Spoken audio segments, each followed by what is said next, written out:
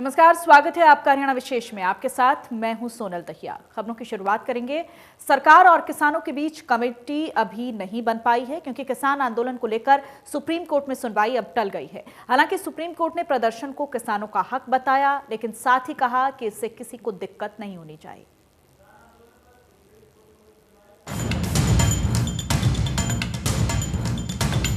Supreme court में किसान आंदोलन को लेकर हो रही सुनवाई अब टल गई है। सर्वोच्च अदालत ने गुरुवार को कहा कि वो किसानों का पक्ष जाने बिना कोई निर्णय नहीं लेंगे। ऐसे में अभी सरकार और किसानों के बीच कमेटी बनाने पर कोई निर्णय नहीं हुआ।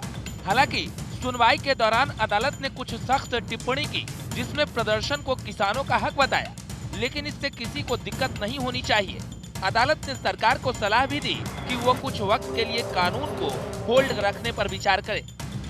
सुप्रीम कोर्ट में सुनवाई के दौरान जब याचिकाकर्ताओं की ओर से प्रदर्शनकारियों को सड़क से हटाने की मांग की गई, तो चीफ जस्टिस ने कहा कि प्रदर्शन करना किसानों का अधिकार है, ऐसे में उसमें कटौती नहीं की जा सकती है।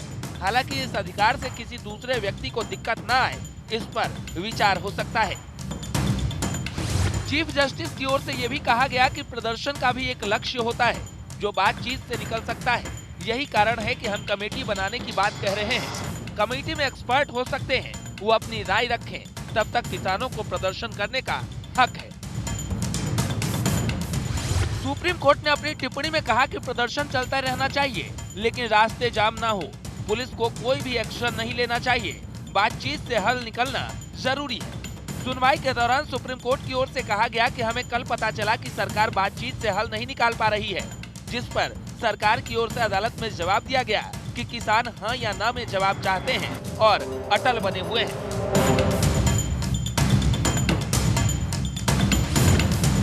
याचिकाकर्ता की ओर से हरीश साल्वे ने दलीलों की शुरुआत की।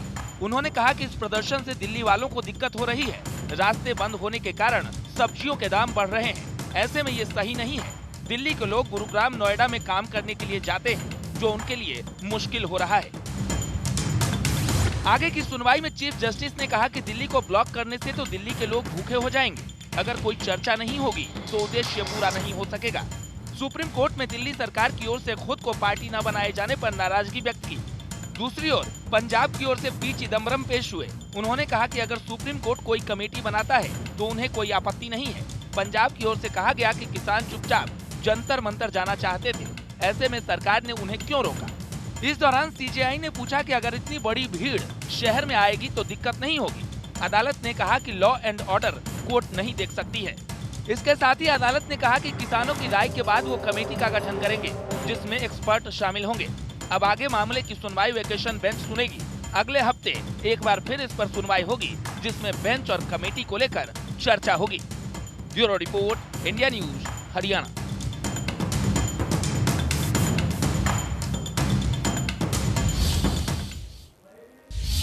और वहीं किसान आंदोलन को लेकर राजनीति भी गर्मा रही है। सोनीपत पहुंचे बीजेपी के प्रदेश अध्यक्ष ओपी धनखड़ ने विपक्ष पर किसानों को भड़काने का आरोप लगाया और किसान आंदोलन को विपक्ष की देन करार दिया। लेकिन विपक्ष भी लगातार सरकार को घेरता नजर आ रहा है। इसी कड़ी में नीलोखेड़ी पहुंचे कांग्रेस से राज्यसभा सांसद दीपेंद्र हुड्डा ने कहा है कि किसान आंदोलन बेहद नाजुक मोड़ पर है, इसीलिए सरकार को किसानों की बात मान लेनी चाहिए। राम जन्मभूमि का आंदोलन को एक बार में हुआ क्या? बार बार हुआ, वापस भी लिया गया।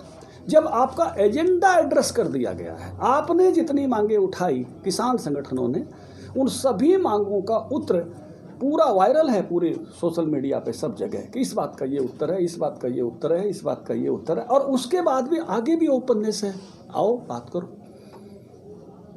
तो सरकार ने बहुत ही ज़्यादा विनम्रता दिखाई है। लेकिन इस आंदोलन में जो झूठ लोग बोल रहे हैं, जैसे मैंने केजरीवाल का भी कहा, कुछ ये कहा कि वो जो आदमी अपने घर परिवार के लिए जिसने कभी एक अठन्नी नहीं दी, क्या वो ऐसे लोगों के लिए काम करेगा? इससे बड़ा झूठ हो नहीं सकता। मोदी केवल देश के लिए है, देश के लिए है, देश के लिए है। ऐसे आरोप लगाने वालों की फोटो में, जो ये आरोप लगाते रहे कांग्रेसी इस प्रकार के, इन सब की फोटो में उनके साथ हैं।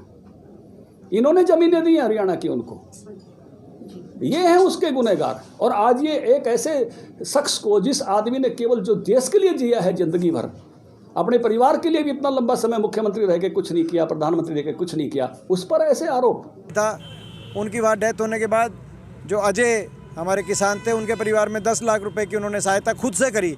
तो ये सरकार भी आगे आए, इसमें उनके गांव से भी पूरे इलाका से बहुत उनकी कोशिश हो रही है कि मदद करें। बाकी जगह भी जहाँ जिस जो है क्षेत्र से किसानों की डेथ हुई है, तो इसमें सरकार को तुरंत एक घोषणा करनी चाहिए। मगर सबसे बड़ी बात है, सरकार समझे ये एक नाजुक मोड़ में ये एक आंदोलन पहुंचा है। इस आंदोलन में जो है सरकार तुरंत समाधान करे, किसानों की मांगे माने।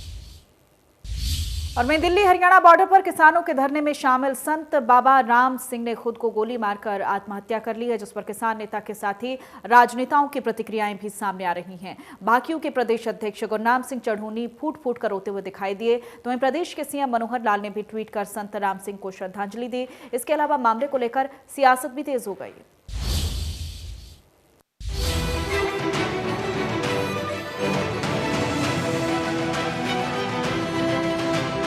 सिंधु बॉर्डर पर बुधवार को खुदकुशी करने वाले बाबा राम सिंह जी के पार्थिव शव को गुरु ग्रंथ साहिब जी की हजूरी में रखा गया। देर रात कल्पना चावला मेडिकल कॉलेज में पोस्टमार्टम के बाद बाबा जी का शव सिंगड़ा गांव पहुंचा, जहां गुरुद्वारा नानकसर साहिब में रखा गया।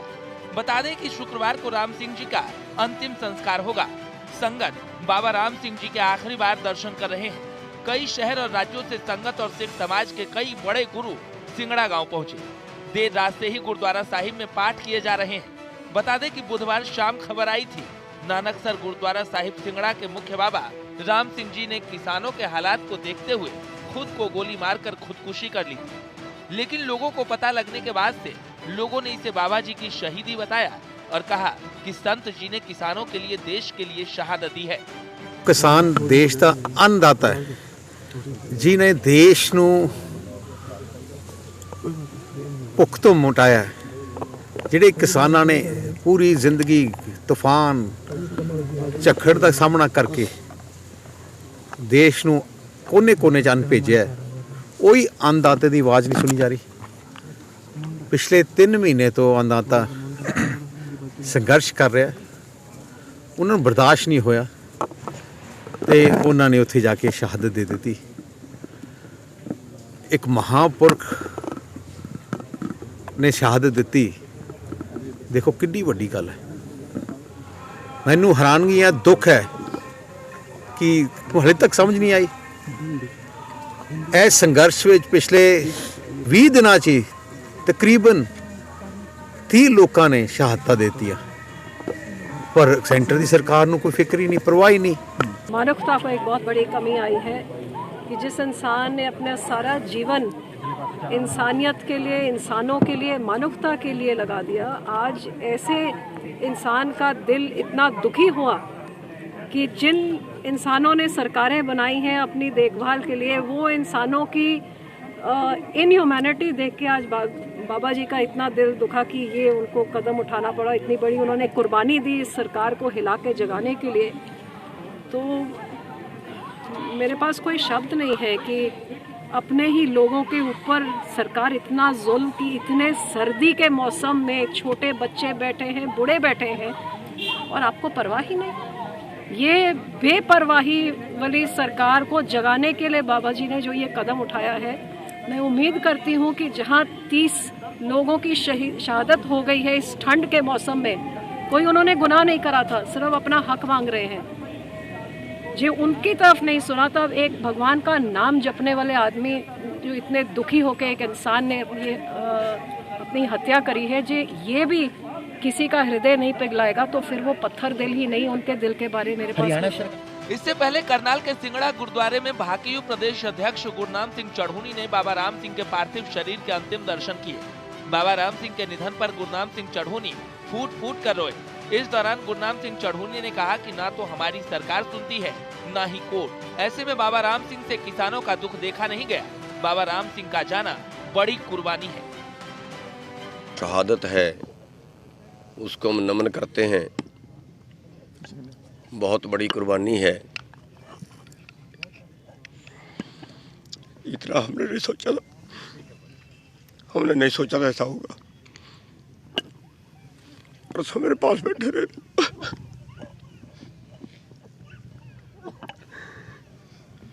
मेरे पास बैठे रहे परसों, बहुत गंभीरता से सोच रहे थे। चिंतन था उनके मन में, क्या होगा किसानों का, कैसे मानेगी सरकार, कुछ होगा कि नहीं होगा। बड़े चिंतन में थे। उनकी कुर्बानी जो है वो देश के किसान हमेशा याद रखेगा। और ऐसा बलिदान, इतने महापुरुष, इतने पहुंचे हुए संत अगर बलिदान देते हैं, व्यर्थ नहीं जाएगा, खाली नहीं जाएगा। सिंधु बॉर्डर पर किसानों के बीच संत बाबा राम सिंह जी के निधन को सीएम मनोहर लाल ने दुखद बताया। सीएम ने ट्विटर पर लिखा कि उनका जाना संत समाज, देश और मेरे लिए अपूरणीय क्षति है। हम उनके दिखाए मानव कल्याण के मार्ग पर चलने के लिए संकल्पित हैं। वहीं संत बाबा राम सिंह के सिंधु बॉर्डर पर आत्महत्या करने के मामले पर सियासत भी हावी होने लगी है। कांग्रेस के पूर्व अध्यक्ष राहुल गांधी ने मामले पर ट्वीट कर केंद्र सरकार को घेरा है। वहीं कृषि कानूनों के खिलाफ 21 दिनों से दिल्ली बॉर्डर पर किसान प्रदर्शन कर रहे हैं। सरकार और किसानों में कई दौर की वार्ता हो चुकी है, सभी बेनतीजा रही। किसान तीनों कानूनों को रद्द करने की मांग पर अड़े हैं। वहीं सरकार संशोधन को तैयार है, लेकिन किसान इस प्रस्ताव को ठुकरा रहे हैं। कृषि कानूनों के खिलाफ आंदोलन के कारण अभी तक कई किसान अपनी जान गंवा चुके हैं और अब संत राम सिंह जी के आत्महत्या करने के बाद राजनीति और गर्मा गई है। Bureau report, India news, Haryana. और वहीं पूर्व केंद्रीय मंत्री विनोद शर्मा ने अंबाला की जनता से बड़ा वादा किया। वार्ड नंबर 1 में पब्लिक मीटिंग के दौरान उन्होंने कहा कि निगम चुनाव जीतने के 10 दिनों के अंदर लोगों की समस्याओं का समाधान कर दिया जाएगा।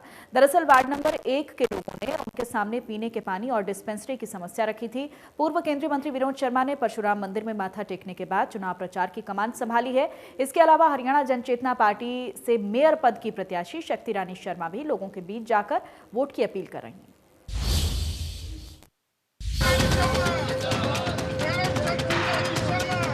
हरियाणा जनचेतना पार्टी वी के अध्यक्ष और पूर्व केंद्रीय मंत्री विनोद शर्मा ने चुनाव प्रचार की कमान संभाली है।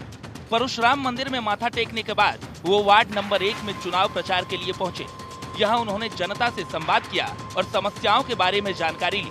वार्ड नंबर 1 में हरियाणा जनचेतना पार्टी वी ने जसवीर सिंह को प्रत्याशी बनाया है। इसके साथ साथ शक्ति रानी शर्मा पार्टी की तरफ से मेयर पद की उम्मीदवार है, जिनके लिए भी पूर्व केंद्रीय मंत्री विनोद शर्मा ने वोट की अपील की। जनता ने इस दौरान पूर्व केंद्रीय मंत्री विनोद शर्मा के सामने पानी के बोर की समस्या का जिक्र किया, साथ ही डिस्पेंसरी की मांग भी की गई, जिस पर पूर्व केंद्रीय मंत्री विनोद शर्मा ने कहा कि निगम चुनाव जीतने के 10 दिन के अंदर ही लोगों की मांग पूरी कर दी जाएगी। अंबाला निगम चुनाव को फतेह करने के लिए हरियाणा जनचेतना पार्टी वी से मेयर पद की उम्मीदवार शक्ति रानी शर्मा भी लगातार चुनाव प्रचार में जुटी हैं। शक्ति रानी शर्मा ने वार्ड नंबर 15 में डोर टू डोर चुनाव प्रचार किया और पार्टी के लिए वोट की अपील की। वार्ड नंबर 15 पहुंचने पर वहां की जनता ने ही शक्ति रानी शर्मा का भव्य स्वागत किया और डोर टू डोर कैंपेन के दौरान उनके साथ बड़ी संख्या में समर्थक भी मौजूद रहे। हरियाणा जनचेतना पार्टी वी अंबाला शहर को हरियाणा का नंबर 1 शहर बनाने की बात कर रही है। इसके अलावा शक्ति रानी शर्मा IMT के मुद्दे को लेकर भी संघर्ष करने की बात कह रही हैं। ऐसे में अंबाला की जनता हरियाणा जनचेतना पार्टी के दावों पर भरोसा करती हुई दिखाई भी दे रही है। अंबाला नगर निगम चुनाव को लेकर हरियाणा जनचेतना पार्टी वी का मैराथन प्रचार जारी है। पार्टी के तमाम प्रत्याशी प्रचार में जुटे हैं। इसके साथ साथ हरियाणा जनचेतना पार्टी वी की मेयर पद की उम्मीदवार शक्ति रानी शर्मा भी लगातार डोर टू डोर प्रचार कर रही हैं। पूर्व केंद्रीय मंत्री विनोद शर्मा और उनकी पुत्रवधू प्रीति शर्मा ने भी प्रचार की कमान संभाल रखी है। प्रीति शर्मा ने वार्ड नंबर 6 में पब्लिक मीटिंग कर पार्टी की नीतियों को जनता के सामने रखा। इसके साथ ही उन्होंने डोर टू डोर प्रचार कर पार्टी के प्रत्याशियों के लिए वोट की अपील भी की। पार्टी की तरफ से लगातार कहा जा रहा है कि अंबाला को हरियाणा का नंबर 1 शहर बनाने की दिशा में काम किया जाएगा। इसके अलावा अंबाला के 2000 युवाओं को नौकरी देने का वादा भी किया जा रहा है, वो भी निगम में। पूर्व केंद्रीय मंत्री विनोद शर्मा और हरियाणा जनचेतना पार्टी वी की मेयर पद की प्रत्याशी शक्ति रानी शर्मा ने कहा कि हर हाल में अंबाला के युवाओं को रोजगार दिया जाएगा, चाहे इसके लिए कुछ भी करना पड़ेगा। हरियाणा जनचेतना पार्टी वी निगम में भ्रष्टाचार का मुद्दा भी उठा रही है और कहा जा रहा है कि अंबाला की जनता को उसके पैसे का पूरा हिसाब मिलना चाहिए। अंबाला से अमन कपूर के साथ विपिन परमार, इंडिया न्यूज, हरियाणा। मुश्किल वक्त में जो जननेता जनता के साथ खड़ा होता है उसे ही जनता चुनाव के वक्त में भी याद रखती है। अंबाला में कुछ ऐसा ही एहसास पूर्व केंद्रीय मंत्री विनोद शर्मा के लिए देखने को मिल रहा है। बात कोरोना काल की हो या फिर 10 साल पहले करवाए गए विकास कार्यों की, अंबाला की जनता हरियाणा जनचेतना पार्टी वी पर भरोसा करती हुई दिख रही है। उनकी समस्या दूर करनी है, आपकी भी करो। विश्वास रखते हैं जो ये काम करेंगे वो जिंदगी में कोई नहीं करेगा। चुनाव को कई लोग लड़ते हैं, लेकिन जीतता वही है जिसे जनता का समर्थन मिलता है। अंबाला के नगर निगम चुनाव में भी हरियाणा जनचेतना पार्टी को भारी समर्थन मिलता हुआ नजर आ रहा है। न सिर्फ युवा बल्कि शहर के बुजुर्ग भी हरियाणा जनचेतना पार्टी वी पर भरोसा दिखा रहे हैं। ऐसे ही एक बुजुर्ग है फजन सिंह, जो अंबाला के वार्ड नंबर 15 के रहने वाले हैं। फजन सिंह की उम्र लगभग 84 साल है। वो अब हरियाणा जनचेतना पार्टी के लिए प्रचार कर रहे हैं। फजन सिंह कहते हैं, जो विकास हरियाणा जनचेतना पार्टी वी के अध्यक्ष और पूर्व केंद्रीय मंत्री विनोद शर्मा के कार्यकाल में हुआ, उन्हें वैसा ही विकास दोबारा चाहिए। फजन सिंह कहते हैं कि पूर्व केंद्रीय मंत्री विनोद शर्मा का कार्यकाल बेहद अच्छा था, क्योंकि बिना कहे ही काम हुआ करते थे, लेकिन अब सब कुछ बदल गया है। ऐसे में फजन सिंह न केवल हरियाणा जनचेतना पार्टी वी के लिए डोर टू डोर कैंपेन कर रहे हैं, बल्कि पार्टी के तमाम मुद्दों को भी जनता तक पहुंचाने का काम करते हुए पार्टी की जीत का दावा भी कर रहे हैं। करते हैं विनोद शर्मा जी से और शर्मा जी के घर वाली से भी पूरा विश्वास रखते हैं जो ये काम करेंगे वो जिंदगी में कोई नहीं करेगा। करेंगे तो यही करेंगे हल इसका। बाबा जी, समस्याएं क्या हैं आपके वार्ड की? समस्या यही है कि जो गलियां हैं या सड़कें हैं या नाली है, गली 5 फुट की गली है, मेरे घर से 8 फुट है, वो भी उसने 5 फुट छोड़ दी, यानी आगे गली एक रेडी नहीं निकलती। अगर मेरे घर वाली भी अब चल बसी, आज 26 रोज हो गए, तो मैं बहुत परेशान हूँ, इतना परेशान। फिर भी 10 साल पहले का अंबाला किस तरह से देखते हैं? और बहुत अच्छा था, अब तो वो बात ही नहीं रही। बहुत ही इस टाइम इतना न्याय हो गया जो कि जिसके अंदर कोई कारोबार नहीं रहे, ठप हो गए, गरीब आदमी यहाँ पिछे जा रहे। आप लकड़ी के सहारे प्रचार कर रहे हैं, लाठी लेकर चल रहे हैं, थक नहीं रहे क्या? नहीं, कोई ऐसी बात नहीं, घोड़े हैं, ये ऐसा होता है कि चक्कर आ जाता है किसी टाइम, गिरने का हो जाता है, लेकिन प्रचार करना है, तो प्रचार करना है मैंने, तो इसलिए मैं चाहता नहीं था, पर नहीं, फिर भी मेरे को मालिक ने जो हदायत दी वो मैं कहता हूँ। आज सुख के टाइम में तो इंसान क्या करता है, वो हंसता है, और दुख जब आता है वो रोता है। रोने के बजाय वार्ड 15 ही नहीं, लगभग हर वार्ड में हरियाणा जनचेतना पार्टी वी के समर्थन में लोग नजर आ रहे हैं। वार्ड नंबर 17 में एक व्यक्ति ने पूर्व केंद्रीय मंत्री विनोद शर्मा द्वारा कराए गए शहर के विकास को लेकर एक गाना गाया, जिसे लोगों ने खूब पसंद किया। ऐसे में देखा जा सकता है, शहर के लगभग हर वार्ड में हरियाणा जनचेतना पार्टी वी और पूर्व केंद्रीय मंत्री विनोद शर्मा के प्रति विश्वास देखा जा रहा है।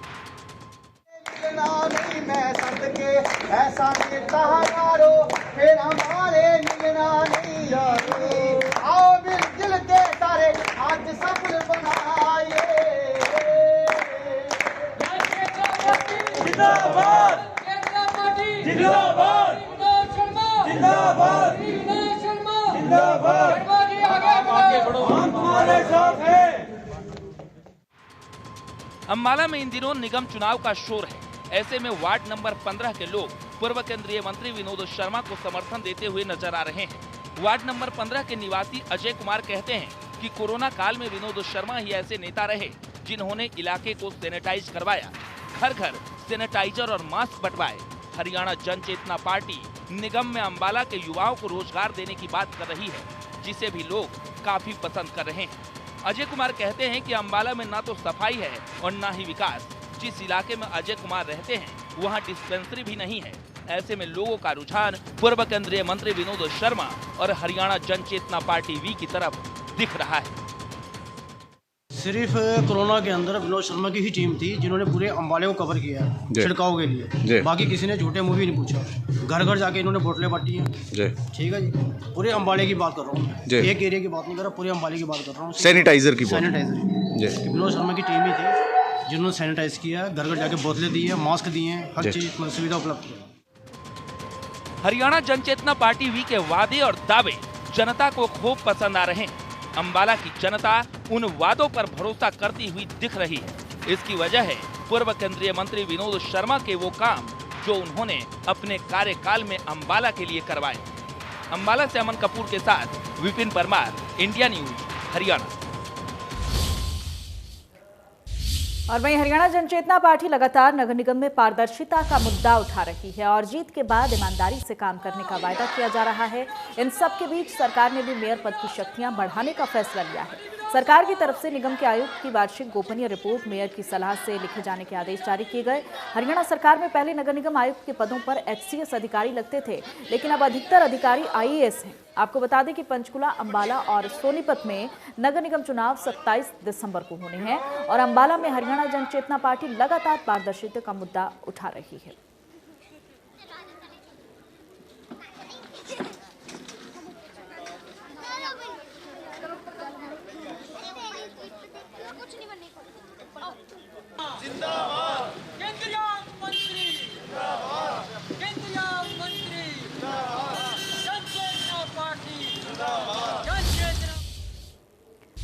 और वहीं अंबाला के वार्ड नंबर 15 में हरियाणा जनचेतना पार्टी की मेयर पद की उम्मीदवार शक्ति रानी शर्मा ने भी प्रचार प्रसार किया। आपको तस्वीरें भी दिखा रहे हैं। लोगों का भी भरपूर समर्थन और प्यार हरियाणा जनचेतना पार्टी को मिलता हुआ दिखाई दे रहा है। ये वार्ड नंबर 15 की तस्वीरें आपको हम दिखा रहे हैं, जहां हरियाणा जनचेतना पार्टी की मेयर पद की उम्मीदवार हैं शक्ति रानी शर्मा, जो लगातार डोर टू डोर कैंपेनिंग में जुटी हुई हैं। लोगों के बीच जाकर उनसे बातचीत कर रही हैं, उनके इलाके की समस्याएं जान रही हैं और साथ ही साथ एक बड़ा वायदा यहां पर हरियाणा जनचेतना पार्टी की तरफ से किया गया है कि जैसे ही पार्टी जीत दर्ज करेगी 10 दिन के भीतर तमाम समस्याओं का समाधान कर दिया जाएगा। मैम वैसे ना बहुत ये बीजेपी सरकार जाती तो मैं उनके साथ बैठ के रोटी थी, देख के इस तरह से उनका बिस्तर, उनका सामान, बर्तन भांडे कर रहे हैं। बैठ के मैंने घर से खाना बना के तो अंबाला में लगातार तमाम तरह के मुद्दे उठाए जा रहे हैं। वार्ड में पहुंचकर लोगों से समस्याएं जानी जा रही हैं, चाहे वो IMT का मुद्दा हो, भ्रष्टाचार का मुद्दा हो। लगातार अंबाला की जनता के साथ खड़े दिखाई दे रही है हरियाणा जनचेतना पार्टी। कोरोना काल में भी हरियाणा जनचेतना पार्टी की तरफ से सराहनीय काम किए गए, जिसके चलते लोगों में काफी उत्साह है पार्टी के।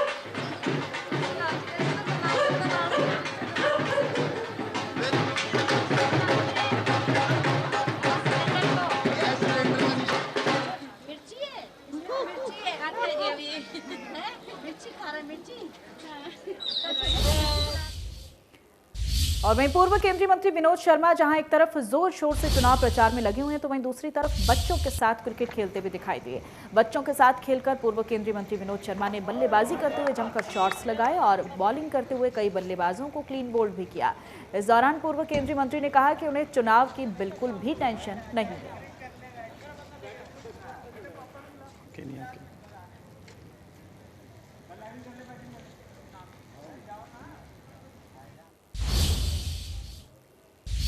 और इसी के साथ हरियाणा विशेष में इतना ही। नमस्कार।